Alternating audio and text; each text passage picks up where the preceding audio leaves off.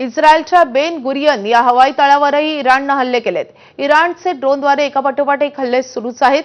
इराणच्या ड्रोन हल्ल्यात इस्रायली हवाई तळांचं मोठं नुकसान झालंय।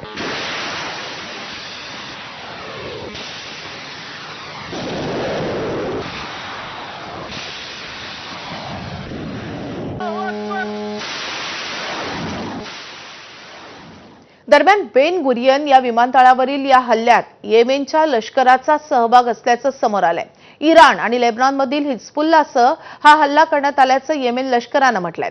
या मोहिमेला येमेनमधील हुती दहशतवाद्यांचा देखील पाठिंबा होता। यावरूनच आता युद्धाची व्याप्ती वाढल्याचं दिसून येतंय।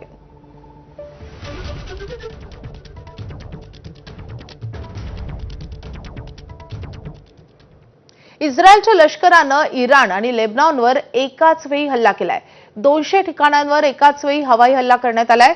लेबनॉनमधल्या हिझबुल्लाहच्या 140 ठिकाणांवर यावेळी हल्ला करण्यात आलाय।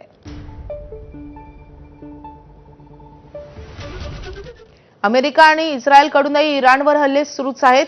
इराणची राजधानी तेहरानमधील एका विद्यापीठावर हवाई हल्ला करण्यात आलाय। हल्ल्यानंतर विद्यापीठाची इमारत जमीनदोस्त झाली आहे। तर इस्रायल आणि अमेरिकेनं आतापर्यंत 30 विद्यापीठांना टार्गेट केल्याचा दावा इराणनं केला आहे।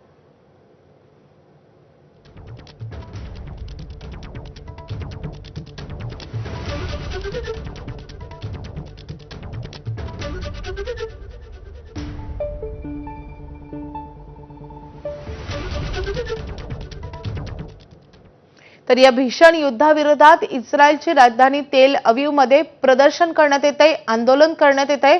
पोलिसांनी आंदोलन करणाऱ्या 10 जणांना अटक केली आहे। युद्धामुळे इस्रायलमध्ये सार्वजनिक सभा आणि आंदोलन करणाऱ्यावर बंदी घालण्यात आली आहे। बंदीनंतरही आंदोलन करण्यात आल्यानं ही कारवाई करण्यात आली आहे।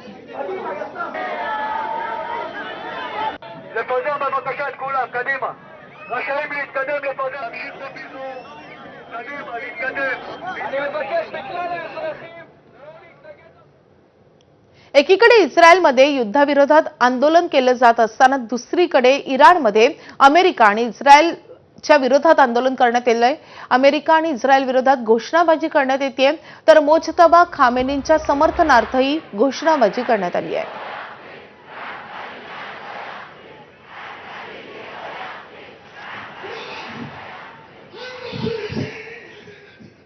दरम्यान